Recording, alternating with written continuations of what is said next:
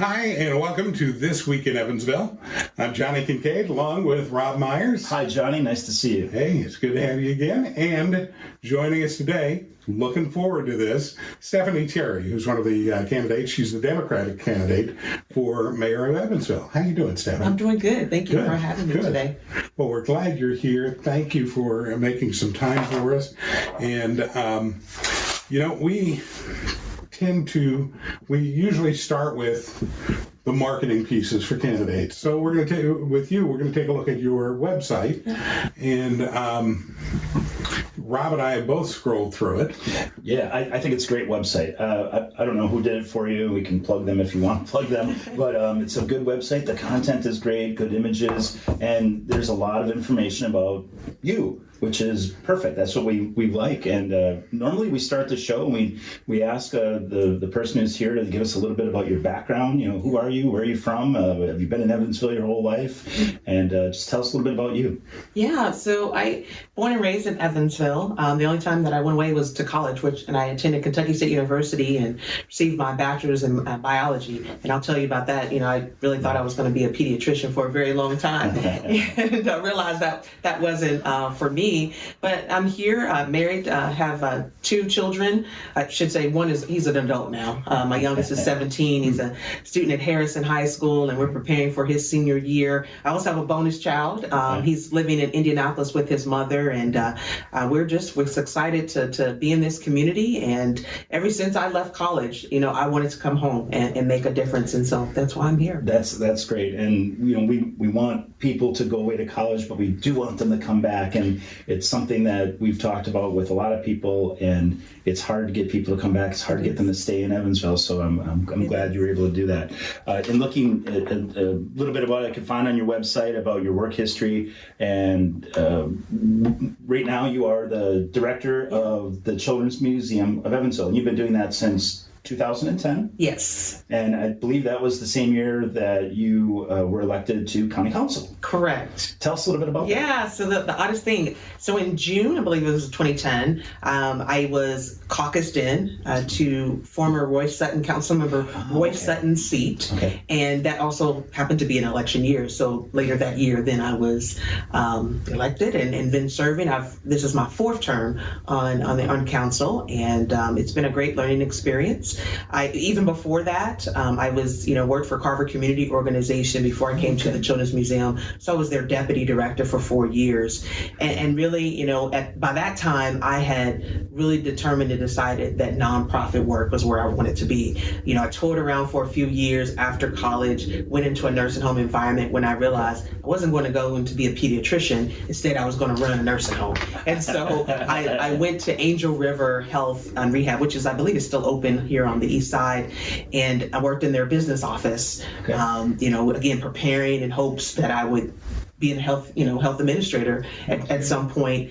Realized it wasn't the right environment for me at that time, so got into work at Substance Abuse Council, and that's where I met Johnny and the work that I did there as a program director. I was there for maybe 2 or 3 years in working with youth prevention programs. Okay. We dabbled in a little bit of treatment as well and advocacy work there. But then an opportunity came open. I was like, well, I still have a little bit of interest in healthcare, and so went to the Indiana State Department of Health, and I had the 12 counties in this area working with health departments and preparing for mass disasters and plagues. Oh, wow. And so it was rewarding. I traveled a lot, of course, in this area, but then I got pregnant and had to, think about the travel, and then that's when I went to Carver, and at that time I thought Mr. Wagner was going to, allow me to come right into the executive director seat, and that didn't happen. But the Children's Museum opportunity came available, and I'm really excited about being there. And I came to that place really after they had been on a search for nearly 18 months, and it wasn't necessarily that I was looking, but it was a great marriage of, number one, my administrative skills, but then also my love for the arts. I love to be on stage and performing and speaking, and so it's been great and to be a part of such a community jewel. Well, and people love that museum. I mean, I've been there. I don't even have small children, but I've been there to check it out. It's pretty neat place to see some cool things in downtown Evansville. And you've had a big focus for years on things that make the community a better place to live. Absolutely. Which I think will serve well for anybody in the office of mayor to have that kind of background. I thought it was really interesting because we talked about this at some length with Cheryl Musgrave when she was on with us. Because Cheryl was talking about the partnership with AT&T, and you use that as an example of one of the things that you've supported as well. Do you want to just give a little more again on what that involves and what kind of value that is to Vandenberg County? Well, I mean, access to broadband. I mean, it's important for just for everyday life. But I've been a part of a number of things while as a council member to be able to support, and that's just one. There are some other things that I'm pretty proud of. When I look back at the last 12 years, this investment of over $35 million in American Rescue dollars, I would say has been the most significant in terms of how can we invest in people and meeting some of their needs. But we've also been able to address some of the county's challenges. We had a jail expansion, that we need to fund, and so that was a part of our investment. We were able to support some arts and culture organizations that during the pandemic were struggling, and so we were able to invest there. There are other nonprofits that have addressed, from social workers which we just approved this past council meeting with Youth First, and being sure that we address mental health in our community. There's the United Caring Shelter, in that diversion program that they have put in play. Again, those are the things I think that are going to matter for people. If we take care of people, then our community is going to thrive overall. Well, all right. I want to jump subjects just for a couple of minutes here, because we do talk about campaigns and campaign strategies. Yeah. All right. And in this campaign, regardless of who wins the primary on the Republican side, there's a boatload of money going into this campaign, right? Yeah. What kind of pressure does that put on you? Because you've got, Lloyd Winnicke's war chest on one side, and Cheryl Musgrave, who has tremendous experience and has worked in the fundraising aspect of politics for a long time. And I was just looking at her last set of campaign finance reports, and she's got some big players on there. So how do you, first, does it pressure you? And second, how do you overcome that hurdle of knowing that I've seen all kinds of reports on how much this mayor's race is going to wind up costing in the end? So how are you going to navigate that? Well, just the top of my campaign strategy is connected with as many people as possible. And that's in various forms. And so, and it's also working hard. That is, what I'm going to do. And I think the more opportunities I get to share my message and share my heart with people, I think the dollars will come, honestly. It's going to take a lot of work, though, to ensure that. Working for a nonprofit, I know fundraising. Granted, it's a little different, campaigning and asking for yourself. But again, I think when you're genuine and with people and honest, I think that resonates with folks, and I think the support will come. I was thinking about this as well, and the path for people who are on county council, typically the path is, okay, now I want to go be county commissioner. That kind of primes them for that path. And you took a completely different path and said, nope, I don't want to be county commissioner. I don't want to be on city council. I decided I want to be mayor. Yeah. So tell us a little bit about that. What drove you to take a little bit of a different route and go all the way and say, hey, I'm going to be the first female mayor of Evansville? Yeah. Well, first of all, why not? Why not? Why not? But I was sharing with Johnny before the show, it took some time for me to make this decision. Granted, when he made his announcement, I guess it was last July, my phone started to blow up, and it didn't stop until I made my final decision. But really, for me, as much as as I think back, I've always known that there was something more that I was called to do. And I've walked past the photographs in the Civic Center. There's a wall of mayors, and I've walked past that wall thousands of times it seems like, and said, when will this ever change?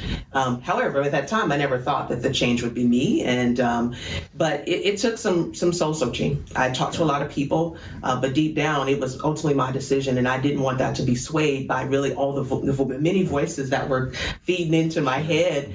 And in one Sunday morning, honestly, I began to hear the same message, and then later that day, I heard another person say the same message, and it hit me that this is the time to do. This is the time to move. I had told my family, my husband and my son, probably in December, I'm not doing it. I'm not doing it. But it never sat right with me. And so I continued to pray about it. And again, I think it was Martin Luther King weekend that, again, it hit me, and I was like, Stephanie, be bold and courageous. You're capable, you're educated, you care about this community. Remove all fear and go for it. Because again, I don't come into this with any hidden agendas. I simply want to do what's best for people. And the more, that if the mayor's office is an opportunity for me to do that, I'm going all in to try to do it. So. That's great. That's great. Johnny, you want to jump into more of the platform of Stephanie, or do we want? No, I think it's a good time to share. Here's one of the. I'm going to share my personal feelings here about. I love Evansville. I moved here in '87, and I decided this was home. And so I live here by choice. But what I've noticed is that sometimes we've had a real disconnect when it comes to vision for the city, and we're not growing as a city, and I have not seen a mayor yet since I've been here that's walked in the door with a vision that makes me go, oh wow, this is the game changer. What's your vision? What do you see for this? So there will be more a formalized plan rolled out and vision for the city. But some of the things that I care about, or the top three, I guess, in terms of priorities, neighborhood development, and and these are all the top three I think are interwoven.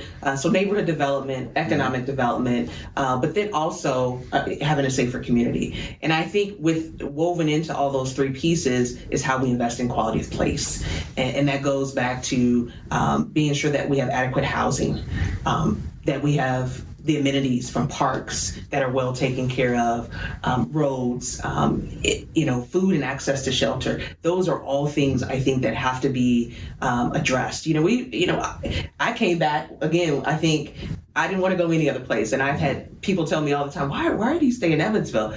It's my home, and as much I want to see it vibrant. I mean, I think that's what all of us want to see. I want to go downtown and know that I've got 2 or 3 options for entertainment and so forth. I want to go to other parts of the community and feel that same way. But I also want to, drive through an area. I go through I take, Washington, sometimes up Walnut. How do we further develop, some of those neighborhood corridors going into the downtown so that they're just as vibrant again, so that people feel a sense of hope and pride in their community. And so those are some things that are going to be important to me. And I think, we're going to continue to grow business if we invest in our quality of place, and if we invest in people, get them out of poverty, and make sure they have some of their basic needs met. Because again, as I said earlier, if our community is going to thrive, our people must thrive first. I think that's a great plan. I mean, we want people who come to Evansville for the first time, or even if they're just passing through, we want them to leave Evansville thinking, wow, what a neat place. It was clean, it looked safe, and the houses looked nice, and they were kept up, and there wasn't impoverished areas right as you drive right through Evansville. Let's stick on that, if you don't mind, a little bit. Let's talk a little bit. I want to talk about crime. I want to talk about affordable housing. I want to hear everything you want to tell us about what your plan is. So let's start on crime. I mean, we know that crime is up in Evansville from what it was maybe even 5 years ago.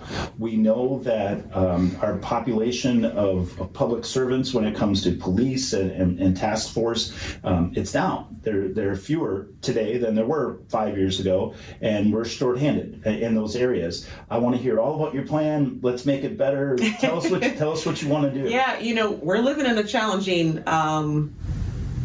season in terms of gun violence all over this country. Mm-hmm. And so I don't think that, Evansville is any different. And it's obvious we've seen that. We just saw a horrible shooting just yesterday in Louisville. And, and someone as close as Henderson that was impacted by that tragedy. And so we have a real issue, and it's not something that's going to be solved overnight. But I do believe that it's important that we continue to invest in our public safety, specifically our police department, making sure, number one, we leverage every dollar possible to invest in ensuring they have the best training and resources that they need, and hopefully that they also continue to, maybe exploring, incentives for them living in the city. I'm going to be, big for community policing, and I think the more visible our officers are in the community, I think the better. I mean, not only from a relationship standpoint, but just presence. I mean, when you see a police car, you straighten up, right? Mm-hmm. you do. Yes. It's just, and so getting back to some of that, youth development. I mean, we've got to, again, if we're going to address crime, we've got to look at some of the root causes of crime. Mm-hmm. If people are, don't have housing, that leads. If they've got mental health or substance abuse issues, it generally leads to crime. And so as a community, being sure that we engage as a government with our civic organizations that are doing some tremendous work in our community to address some of these complex problems. I think it's just a part of the conversation in how we address crime. I was reading something just the other day, I think it was a Brookings article that really spoke to how some of the communities use their American Rescue dollars, and it's for this very thing. It's talking about youth employment programs and other services, again, because that are, in terms of wraparound and support services for children and youth, again, so that we can, number one, prevent what's going to happen in the future, because there's going to be more gun violence in the future. Yeah. And there's so we want to look ahead, but even right now, how we paint a better picture for folks to come into to law enforcement, I don't know. That's I think it's from a national level. It really has a dark overcast for many reasons. No one's rushing in to go into that profession, and so we've seen this statistics nationwide that recruiting for people to be police officers is very difficult. Mm-hmm. Same with the U.S. military. So. The voters are going to ask these questions, so we want to ask these questions as well. They're going to say, "Hey, that sounds great. It sounds amazing. Mm-hmm. What's it going to cost us, and how are you going to pay for it?" So they want to know. So what are you thinking? What can you tell us? Well, I still need some time to dive into to the numbers specifically, but I think there are opportunities. I've from a nonprofit background, I know how to make a little bit work and stretch it just a little bit. And so I hope to bring that lens into the mayor's office. But also, I think we also too want to look at how do we tap into other grant sources, whether on a state and federal level, and advocating for those dollars to come into our community. Okay. I don't think right now we even have a full-time grant writer, but kind of looking at, does that make sense for us to do that, and really again tap into dollars that I think that are available. We know that they're there. It's just, are we benefiting from them? There's been talk about having a full-time grant writer with the city and the county for a handful of years now. I remember it came up, just never happened. I'm not sure why. I'm sure there's reasons, but maybe you can find out for us and let us know. I'm definitely going to pursue that. That's good. Yeah. I'm just kind of thinking in terms of, like with housing, how does the city impact the housing market to create fill that void that exists for affordable housing? Yeah, and just from a statistical standpoint, and which I believe this data is there on the city website as well, but I've heard there's a range of, from affordable to multi-use, from 1,500 units, so I think over 6,000 units that we need in our community. And so, one of the things is through our housing trust fund that, and through the American Rescue Dollars, I believe they've already poured in $500,000 into the housing trust fund. I think there's room for us to continue to grow and invest in that in order, again, to position us to build more affordable housing units. Educate me, because this is an area that I'm not very I've never dove into and really researched enough. I don't have enough information. So tell me, what do we consider affordable housing? We say affordable housing. What does that mean? What does that translate to? And when we stick money into it, are we looking at houses? Are we looking at apartment buildings? Tell us what that I really think means. it's a combination of both. Okay. If we think about just a living wage, people need a reasonable, a value of what they can afford for shelter. And when we think of all the things that families are responsible for on a monthly basis, where does housing fit into that plan? And so looking at, again, just options in terms of what will it cost to have a roof over your head. Great. All right. I'm going to jump back to crime and violence for a second here. There was talk several years ago about the police getting this system where they could detect gunshots wherever within the city. I don't know if you recall when they were discussing that or not. The spot shooter? The spot, Okay. yeah. Okay. Spot shooter. I think that's what's called, right? Something like that. And they were close to making it happen. They were about to pull the trigger. I had to, come on, one pun every show. But it didn't happen. And I don't know exactly why it didn't happen. I think the funding was there. But yeah, I'm curious too. Is this something that you have checked into? Is this something you feel that might help with the city? It's not something that I've checked into. Okay. I do know that there has been a new effort, and it's probably since 2021 where there's been some more intentional efforts around how do we get guns off the street. And I think just last year it was about a little over 500, maybe 577 guns that were taken off the street because there's been locators in the community where they can identify a little bit more quickly where the gun violence is taking place. So I think we continue that work, and because there's been some progress from year over year. I think there were, I don't want to misstate, but I think from 2021 there might have been 12 cases where there was gun related, and it dropped down to 5 in 2022. And so I think there are some intentional efforts. It's just how can we refine that, put more manpower into really addressing that issue. Well, and as a city, do we look at restrictions on guns? Well, it's a conversation to have. We at state level, we need to kind of do something different as well, and in terms of legislation around access to guns. And if it was up to me, we would have, we might need to explore, do we set curfews for young people in our community or other safe initiatives, again, that help support the family and get us back to some level of normalcy, that you can play outside and not have to fear that you're going to encounter a gun, or that your child is going to be playing in the backyard and somebody runs past and throws a gun in the yard. And so again, I think getting back to a place where we have a sense of pride in the neighborhood and the community that we live in. One of the things that Lloyd Winnicky talked about, this was last year at some point, he had some contact with Major League Baseball. And they were looking at Bosse Field as a location to do a Major League game, kind of like the Field of Dreams game that takes place. And there was, and it went as far as the people from Major League Baseball coming, looking over the field, determining that I think it was right around $3.5 million worth of renovations needed to be done in order for that to happen. Lloyd was of the feeling that could come from private industry. what do you think of those kinds of outreach? Because some people go, well, that's just a waste of time to do that, right?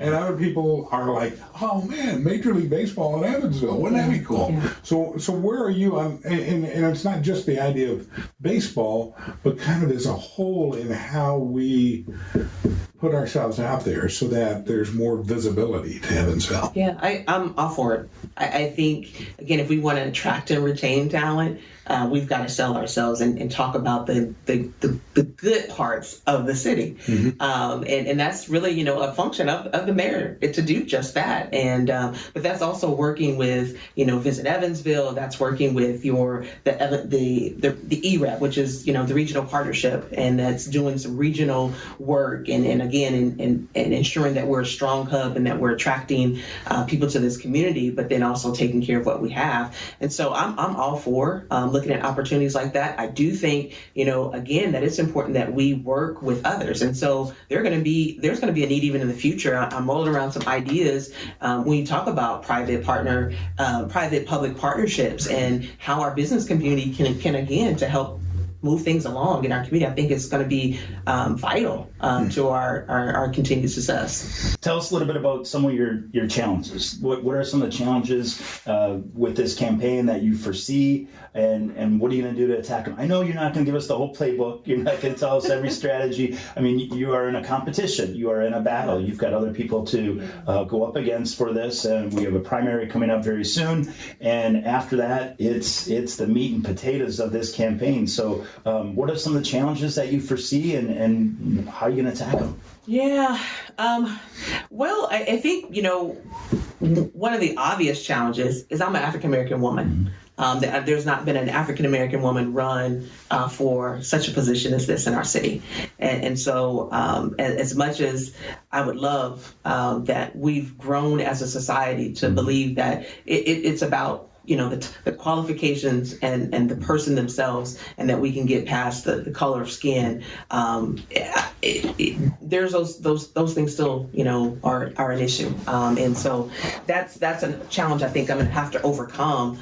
But I think in doing that, it's sharing who I am, being authentic with people and sharing my heart, so that hopefully I can connect with them in a way that they believe that they can trust me to lead, number one, this city, but to be an advocate for them and to make sure that I have their best interest at heart. I think another challenge, we talked about fundraising. I mean, it's naturally, there's a lot of dollars that have to be invested. And so, again, ensuring that I am able to convey my message in a way, again, that people will say, I believe in you and I want to put my dollars behind you. And so looking at that, I'm going to do everything I can. I'm going to work hard. I've already started. I plan to knock a number of doors. I think that's important for me to do even right now. Of course, I'm not going to share everything that I'm going to do, but every opportunity, I'm not going to sit back and miss an opportunity to connect with people. I just had lunch with the gentleman just last week, invited me over for lunch, and that matters. And it mattered to him that I took the time. And so if I get the invitation, I'm going to do my darndest to make those connections. Because again, I want people to see me and have an opportunity to really get to know me at a level that they may not have in the past. That's great. The mechanics of the job as mayor. Yeah. There are differing approaches, and of course, Lloyd has been this tireless guy who is everywhere, and he's just I wouldn't even imagine how many hours a week that he puts in for the city. I don't think that anybody expects a mayor to be that, but he will be a tough act to follow. It will be. So, but the other part of that is that probably gave him a certain degree of influence, not only with community members, but with the city council as well. And one of the areas that you have to work with, and you have an advantage because you're coming from a council already, even though there are differences between county council and city council. You still have some of that. You understand some of those mechanics. My observation of the Evansville City Council traditionally has been that nobody wants to be on the losing side. that 7-2 vote that took place dealing with the courts, or the pickleball. Right. That 7-2 vote is that's not the norm in our city council, because as soon as mayor, you're going to call somebody on the council, you're going to say, hey, here's something that I'm working on, I'm really believing this, can you get behind it? And they will tell you first on the phone, oh yes, absolutely. But once they've made a call to the other council members and they find out that it's 5-4 or 6-3 against, they're not going to be so gung-ho for you, right? It's hard to get anybody to introduce something if they know that the votes don't exist. How can you overcome that? Yeah. Well, I believe in collaboration, and I think that's the only way that we are able to get things accomplished. And uniquely, right now we know that the majority of the council is unopposed, and I don't know if that'll change, but there's opportunity there. That there's a working group that will stay there that I work with now. There are many of the members that are helping support my campaign, and so I'm building kind of that working relationship now with them. And I think it's number one, having open, honest conversations with them about the vision, and us, doing some planning together. That's one of the things. We've done a lot of, in terms of visioning and thinking about the city. There's probably some old plans sitting on the shelf that we need to dust off and think about and reimagine together. How do we, effectively really move the needle and make some change? Because again, the problems that we're faced with as a community, these are not new issues. These are things that we've been, dealing with for a number of years. And so, really finding what are those low-hanging fruits that we really can make a meaningful impact. And I think that's where my focus will be, and what I will convey with council members. This is, I think we have some like-minded individuals on the council. Ben Troutman, he's my campaign manager. We've had a number of conversations already about, okay, what looks for you? What does Evansville look like? And so I hope to have those very transparent conversations with council members, again, so that we're all saying the same thing and moving in the same direction. Well, we're going to look forward to hearing more of the specifics on all absolutely. of that, and we want to have you back before the general election so that we can get down to the nitty gritty and the nuts and bolts and how it's all going to fall together. Yeah. Great. It's been an excellent experience. Thank you, Stephanie, for being here. We really appreciate your time. Thanks so I much. appreciate it as well. All right. And we want to remind everybody to be sure to subscribe, punch that button down below, and that way you get updates every time that a new episode drops here. We drop them every Wednesday. And thanks for just taking a little time to join us here on This Week in Evansville.